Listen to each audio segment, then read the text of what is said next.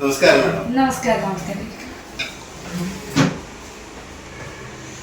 എൻ്റെ പേര് ഗോപാലകൃഷ്ണൻ. ഞാൻ യൂട്യൂബ് ചാനൽ ചെയ്യുന്നുണ്ട്. കുന്നമംഗലത്ത് തന്നെയാണ്. അപ്പോൾ ഇതിൻ്റെ ഉദ്ഘാടനം അറിഞ്ഞിട്ട് എത്തിയതാണ്. വളരെയധികം സന്തോഷം. കാരണം കുന്നമംഗലത്ത് ഇങ്ങനൊരു പദ്ധതി ഇതേ രൂപത്തിൽ വേറെ കണ്ടതായിട്ട് ഓർക്കുന്നില്ല. ഏതായാലും തുടങ്ങിയ സംരംഭത്തിന് എല്ലാവിധ ആശംസകളും. പ്രേക്ഷകരിലേക്കാണ് പോണത്. അപ്പോൾ ഒന്ന് സ്വയം പരിചയപ്പെടുത്തിക്കൊണ്ട് സംസാരിക്കാം. ഓക്കെ, നമസ്കാരം. എൻ്റെ പേര് സുരഭി. ഞാൻ audiologist and speech language pathologist ആണ്. ഞാൻ 8 വർഷത്തോളമായി ഈ മേഖലയിൽ പല ക്ലിനിക്കിലും പല ഹോസ്പിറ്റലായിട്ട് സേവനം അനുഷ്ഠിച്ചിട്ട് വരുന്നു. ഇവിടെ ഇപ്പോൾ നമ്മൾ സ്പീച്ച് തെറപ്പി മാത്രമാണ് കൊടുക്കുന്നത്.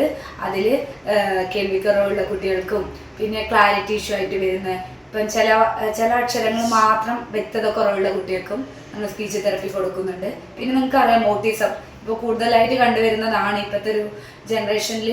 ഓട്ടിസം കഴിഞ്ഞ കുറേ വർഷങ്ങൾക്ക് നോക്കുമ്പോൾ ഇപ്പോഴുള്ളൊരു ഇത് പറയുന്നത് കുറേ ശതമാനം കൂടുതലാണ്. അങ്ങനെയുള്ള കുട്ടികൾക്കും കുറച്ചധികം നന്നായി ട്രെയിനിങ് ചെയ്ത് കൊടുക്കുന്നുണ്ട്.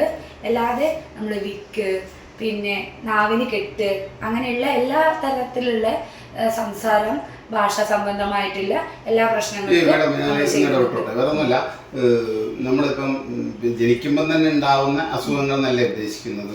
നമ്മൾ ഇപ്പം ഒരു കുട്ടി ജനിച്ചു കഴിഞ്ഞാൽ നമുക്ക് ആദ്യത്തെ ഒരു 1 ഇയറിനുള്ളിലാണ് നമ്മളൊരു പല ഘട്ടങ്ങളായിട്ടാണ് ഇത് പോകുന്നത്. ഒരു 6 മാസം ആകുമ്പോഴൊരു ഒരു കുട്ടി ഭാഷയുടെയും ലാംഗ്വേജിന്റെ ഇത് എടുക്കുകയാണെങ്കിൽ ഒരു 6 മാസമായാലും കുട്ടി ബബ ആ ഒരു ഇതിലല്ലേ ഇത് തുടങ്ങും. അതാണ് നമ്മൾ ബാബ്ലിംഗ് എന്ന് പറയാം. അതിന് മുന്നേ ഒരു 3 മന്ത് കൂയിങ് വരും. 3 മന്ത് ആദ്യം നമ്മൾ 3 മന്ത് കൂയിങ്, അതായത് കൂ അങ്ങനെയുള്ള ശബ്ദങ്ങൾ. 6 മന്ത് കഴിഞ്ഞ് പിന്നെ ഒരു 8 മന്ത് എല്ലാം ആവുമ്പോൾ കുറച്ച് ലോങ് ആയിട്ടുള്ള ഇത് കൂട്ടി പറയാൻ തുടങ്ങും. പിന്നെ ഇപ്പൊ കുറച്ചും കൂടി കുട്ടികൾ നേരത്തെയാണ്, 1 ഇയർ ആവണമെന്നില്ല, ഒരു 11 മന്ത് അല്ലെങ്കിൽ ഒരു 10 മന്ത് ആവുമ്പോ അമ്മ, എക്സാക്ട് അമ്മ അല്ല, ട്രൂ വേർഡ് പോലെയുള്ള ഇത് വാക്കുകൾ പറഞ്ഞു തുടങ്ങും. മാഡം, നോട്ടീസ് ഞാൻ കണ്ടു, എന്നാലും സേവനങ്ങളെ പറ്റിയിട്ട് ഒന്ന് വിശദീകരിക്കാമോ? ഞാൻ സ്പീച്ച് തെറപ്പിയിൽ നമ്മളിപ്പോൾ ഇവിടെ കൊടുക്കുന്നത് വിക്ക് എല്ലാവർക്കും അറിയാമല്ലോ. വിക്കിന് നമ്മൾ സ്പീച്ച് തെറപ്പി കൊടുക്കുന്നുണ്ട്. പിന്നെ നമ്മൾ ഓട്ടിസം കേട്ടിട്ടുണ്ടാവും. ഇപ്പം എല്ലാവർക്കും അത്യാവശ്യം കേട്ടിട്ടുണ്ടാവും. ഓട്ടിസത്തിന് കുറച്ചും കൂടി ട്രെയിൻഡായിട്ട് നമ്മൾ കൊടുക്കുന്നുണ്ട്, നന്നായി ട്രെയിൻ കൊടുക്കുന്നുണ്ട്. നമ്മൾ ഈ സ്പീച്ച് തെറപ്പി പറഞ്ഞാൽ നമ്മളിപ്പം മെഡിസിൻ കൊടുക്കുന്നത് പോലെയല്ല. മെഡിസിൻ കൊടുത്ത് ഇത്ര ടൈമിനുള്ളിൽ കുട്ടികൾക്ക് റെഡിയാവും എന്നൊരു അറിയാലോ. ആ ഒരു കോഴ്സ് ഒരു ആന്റിബയോട്ടിക് കഴിക്കണ പോലെയല്ല. നമ്മളിത് കണ്ടിന്യൂസ് കൊടുക്കണം.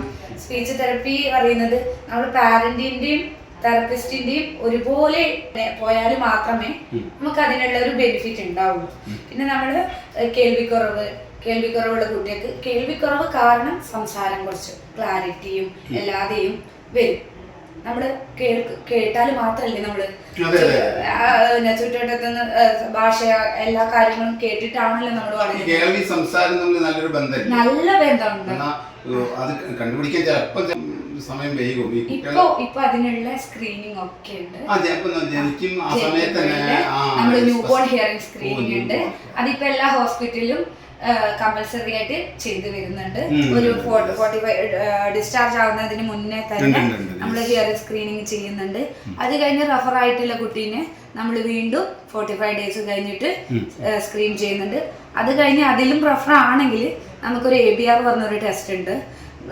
അതിൽ നമുക്ക് ചെയ്താൽ കുട്ടിക്ക് ജന്മന കേൾവിക്കുറവുണ്ടോ എന്നറിയാം. നമ്മൾ 1 വയസ്സ് കഴിഞ്ഞാൽ നമുക്ക് ട്രീറ്റ്മെന്റ് ഉണ്ട്. കോക്ലിയർ ഇംപ്ലാന്റ് പറഞ്ഞൊരു ഇതുണ്ട്. അത് നമ്മുടെ ഗവൺമെന്റ് ഫ്രീ ആയിട്ട് കൊടുക്കുന്നുണ്ട്. ശ്രുതി തരംഗം കേട്ടിട്ടുണ്ടാവും. ശ്രുതി തരംഗം നമ്മുടെ ഇതിന്റെ പദ്ധതിയാണ്. അത് നമുക്ക് അപേക്ഷിച്ചാൽ അങ്ങനെയുള്ള കുട്ടികൾക്ക് നമ്മൾ ഫ്രീ ആയിട്ട് കോക്ലിയർ ഇംപ്ലാന്റേഷൻ ചെയ്യുന്നുണ്ട്. അത് കഴിഞ്ഞിട്ട് അതിന്റെ ബാക്കി സർജറി ചെയ്താൽ മാത്രം മതിയില്ല. അത് കഴിഞ്ഞിട്ട് സ്പീച്ച് തെറപ്പി എടുക്കണം. അത് AVT തെറപ്പി എന്ന് പ്രത്യേകമായിട്ട് പറയും.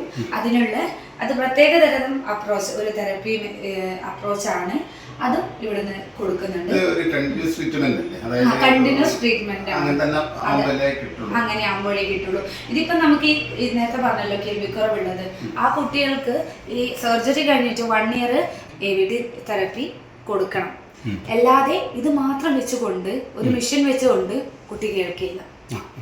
എന്താ പറഞ്ഞാല് ആ നെർവ് ഒക്കെ അവര് ഇത് ആദ്യമായിട്ട് കേൾക്കുന്നതായിരിക്കും. ഓരോ ശബ്ദങ്ങളും ആദ്യമായിട്ട് കേൾക്കുന്നതായിരിക്കും.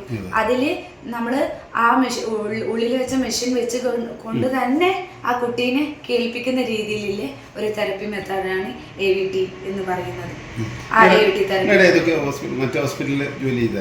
ഞാൻ സ്റ്റാർ കെയറിൽ ഉണ്ടായിരുന്നു. സ്റ്റാർ കെയർ ഹോസ്പിറ്റലിൽ ഉണ്ടായിരുന്നു. ബീച്ച് ആശുപത്രിയിൽ കുറച്ചുണ്ടായിരുന്നു. പിന്നെ നാട്ടിലെ പയ്യന്നൂര് അനാമയ ഹോസ്പിറ്റലിൽ ഉണ്ടായിരുന്നു. പിന്നെ പ്രതീക്ഷ സ്പെഷ്യൽ സ്കൂള് മണാശ്ശേരി അവിടെ ഉണ്ടായിരുന്നു. പിന്നെ BRC കുന്നമംഗലം, മാവൂര്, അങ്ങനെ കുറെ സെന്ററുകളിൽ നിന്നിട്ടുണ്ട്. അങ്ങനെ പിന്നെ ലാസ്റ്റ് ഇപ്പം ഈഡൻ ചൈൽഡ് ഡെവലപ്മെന്റ് സെന്റർ നാടക്കാവ്, അവിടെ 1 വർഷത്തോളം ഉണ്ടായിരുന്നു. പിന്നെ നമ്മള് എന്താ പറഞ്ഞാല് മുച്ചിറി അങ്ങനെയുള്ള കുട്ടികൾക്ക് നമ്മള് മുന്നേ കണ്ടിട്ടുണ്ടാവുമല്ലോ, അവർക്കൊരു സംസാരം പറയുന്നത് ഒരു മൂക്കിലേ പറയുന്ന പോലെ ഉണ്ടാവും. ശ്രദ്ധിച്ചിട്ടുണ്ടാവും. ഒരു കുട്ടിയുടെ ഇത് നോക്കുകയാണെങ്കിൽ 6 മുതൽ 8 മാസം വരെ ഇത് ഒരു അങ്ങനത്തെ ശബ്ദങ്ങളൊക്കെ പറയുന്നുണ്ടോ നോക്കാം. പിന്നെ 1 വയസ്സ് 1.5 വയസ്സായിട്ടും കുട്ടി ഫസ്റ്റ് വേർഡ് ഉമ്മ, അമ്മ എന്ന് വിളിക്കുന്നില്ലേ നോക്കാം. അങ്ങനെ ഇപ്പം അങ്ങനെ വിളിക്കുന്നില്ലെങ്കിൽ ഒരു 1.5 വയസ്സ് കഴിഞ്ഞിട്ട് വിളിക്കുന്നില്ലെങ്കിൽ കുറച്ച് ലേറ്റ് ആവും. ചില കുട്ടിക്ക് ഫാമിലി, ചില പാരന്റ്സിന് ചിലപ്പോൾ ലേറ്റ് ഉണ്ടെങ്കിൽ ഉണ്ടാവും. എന്നാലും ഒരു 1.5 വയസ്സായിട്ടും അലേർട്ട് ആവണം.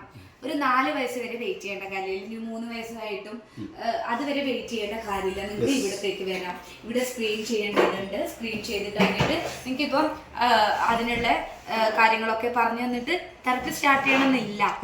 ചില കുട്ടികളുണ്ട് അംഗനവാടി അല്ലെങ്കിൽ പ്രീ-KG LKG പോയാൽ റെഡി ആയിക്കോളും രക്ഷിതാവ് വിചാരിക്കുന്നത് ശരിയല്ല. അതാണ് അതിന് വേണ്ടിട്ട് വെയിറ്റ് ചെയ്യരുത്.